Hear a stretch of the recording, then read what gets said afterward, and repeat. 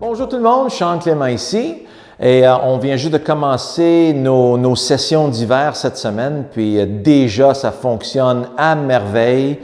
Il y a beaucoup de gens maintenant qui réalisent que c'est vraiment difficile d'amener des changements sur le parcours. Puis là, ils réalisent à quel point que ça va être facile d'intégrer les changements quand on n'a pas à jouer le lendemain ou le surlendemain ou la semaine d'après. Alors, ce que j'ai vu beaucoup cette semaine, c'est au niveau des backswings. Alors, la première priorité d'un bon swing de golf, c'est de vraiment finir son backswing. OK?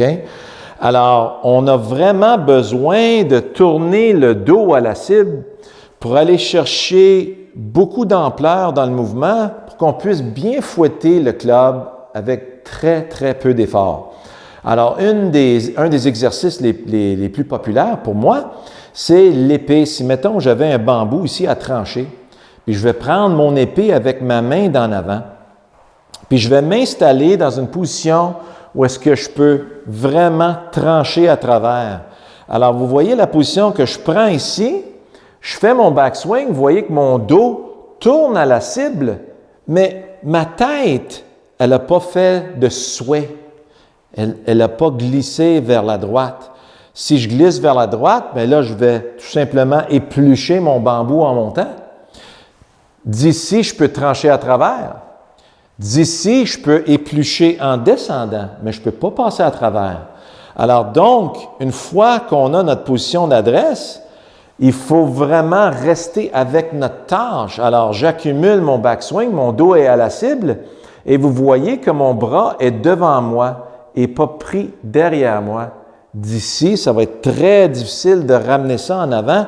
Je vais avoir tendance à me briser l'épaule. Alors, si je le fais d'en arrière ici,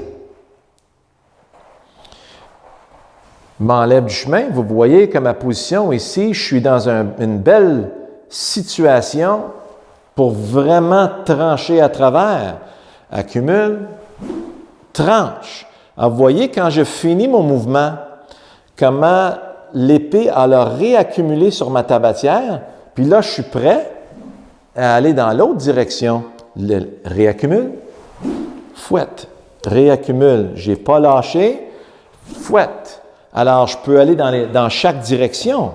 Maintenant, si je place une balle ici devant ça, vous vous souvenez de la tige du pissenlit? Alors, je fais mon backswing, j'accumule mon backswing comme mon épée. Vous voyez que j'ai tourné le dos à la cible et que mon bras est devant moi.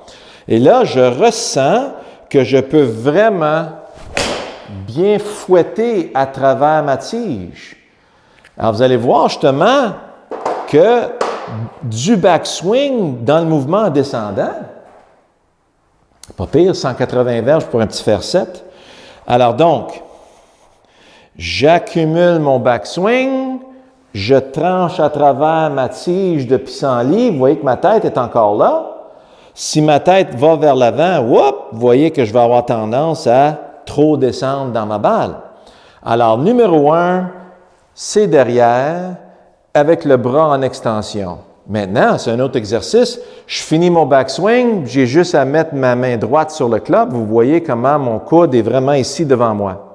Alors, on a parlé maintenant de la chaîne kinétique. Alors, une fois qu'on a un backswing complet, on est en position de s'en aller vers la cible. Il faut rester avec la cible.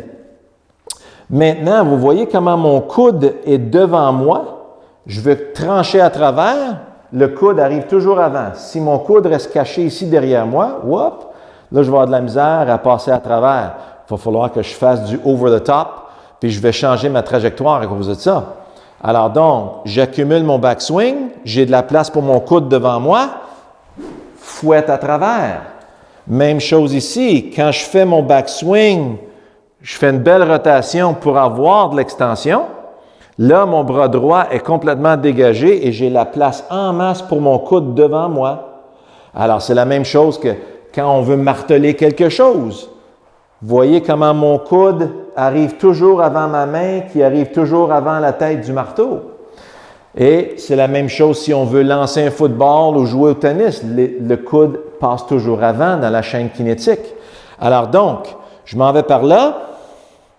J'accumule mon backswing, tranche à travers ma tige, et que c'est le fun, le golf. Alors, la balle est atterrie à 175 dans les airs, avec un beau petit drap. 176 carry, 184 total. Alors, puis c'est très, très facile pour moi d'aller chercher cette distance-là. Et vous voyez que c'est quand même très précis. Pourquoi? Parce que je n'ai pas besoin de travailler fort pour. Alors, on ne veut pas travailler fort, on veut avoir de la bonne distance. Puis c'est là, justement, vous allez voir que ces positions-là, ils vont vraiment vous déboussoler. Vous ne serez pas habitué, mais quand vous allez voir sur vidéo après, vous allez dire « Wow, ça a l'air très bien, ça! » Alors donc, le backswing fini, une grande priorité dans qu'est-ce qu'on fait. L'exercice avec l'épée, on accumule l'épée et on fouette à travers. Alors, une dernière qui est une de mes exercices préférés, si j'ai une porte de garage, je me place juste à côté de la porte de garage, puis je veux me tourner pour l'ouvrir. Alors, j'amène mes mains, je me tourne vers la porte, puis là, je peux vraiment ouvrir la porte avec mes deux mains, mes deux bras, voyez-vous? Si je ne tourne pas, j'amène mes mains ici comme ça, puis j'essaye d'ouvrir la porte, je vais vraiment me faire mal dans le dos. Alors, on tourne pour qu'on puisse ouvrir avec les deux. Même chose. Quand je ne tourne pas, vous voyez comment mes bras s'en viennent derrière moi. Si je tourne, ça me donne la chance de garder mes bras devant moi. Alors, je vais aller chercher beaucoup plus de largeur, puis je vais être capable de vraiment diriger mon élan vers la cible sans problème. Alors, j'espère que vous avez aimé cette vidéo-là et à la semaine prochaine.